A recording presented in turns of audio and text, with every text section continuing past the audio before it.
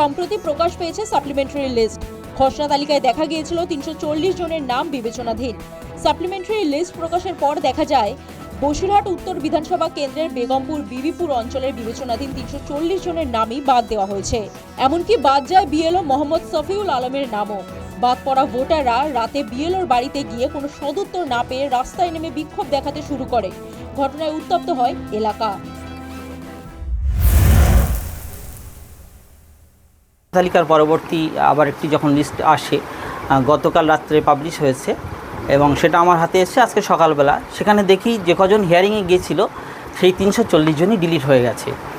এর মধ্যে অধিকাংশের ক্ষেত্রে আমাদের এই বুথটা খুব এডুকেটেড বুথ, 5 নম্বর বুথ, ছোট এরিয়া কিন্তু হেড বেশি, ভোটার সংখ্যা অনেক।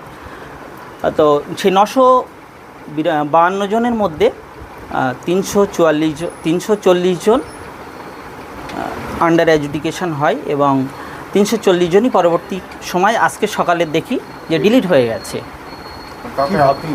তার মধ্যে আমি নিজেও আছি। জানা যাচ্ছে ওই কেন্দ্রে ভোটারের সংখ্যা 992 জন, মৃত এবং স্থানান্তরিত ভোটার 38 জন। বাকি 954 জনের মধ্যে শুনানির জন্য ডাকা হয়েছিল 358 জনকে।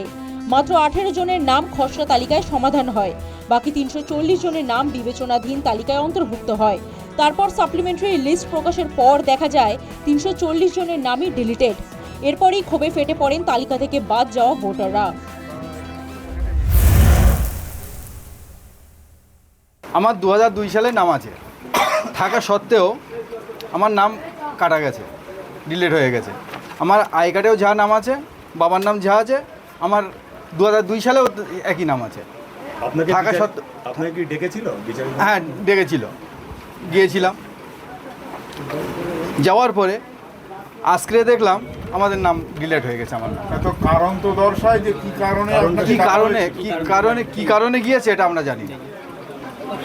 হিয়ারিংয়ে ডেকেছিল, হিয়ারিংয়ে গিয়েছি, সব ডকুমেন্টস দিয়েছি, দেওয়ার পরেও আজকে দেখলাম ডিলিট হয়ে গেছে।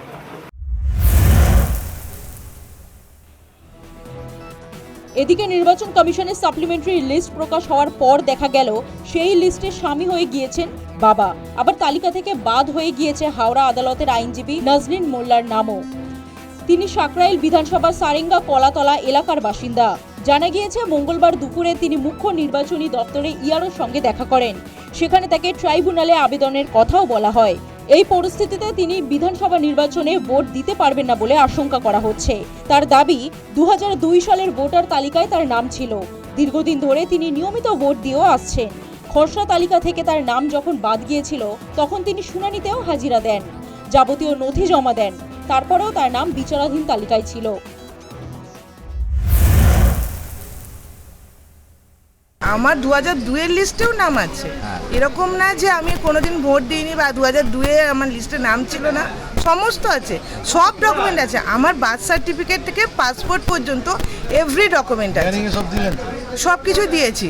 আমার পাসপোর্টেও দিয়েছি, পাসপোর্টে স্বামীর নাম ভালো করে লেখা থাকে, সেখানে স্বামীর নাম, বাবার নাম সব লেখা থাকে আছে। তারপরে ওখানে দিয়েছে পিতার নাম বলে স্বামীর নাম বসিয়ে দিয়েছে মনে হয়। ভোটের আগে এত সংখ্যক ভোটারের নাম বাদ যাওয়ায় প্রশ্ন উঠছে, তারা কি আদৌ ভোট দিতে পারবেন? যদি না পারেন তাহলে কি হবে এইসব ভোটারদের ভবিষ্যৎ? News time.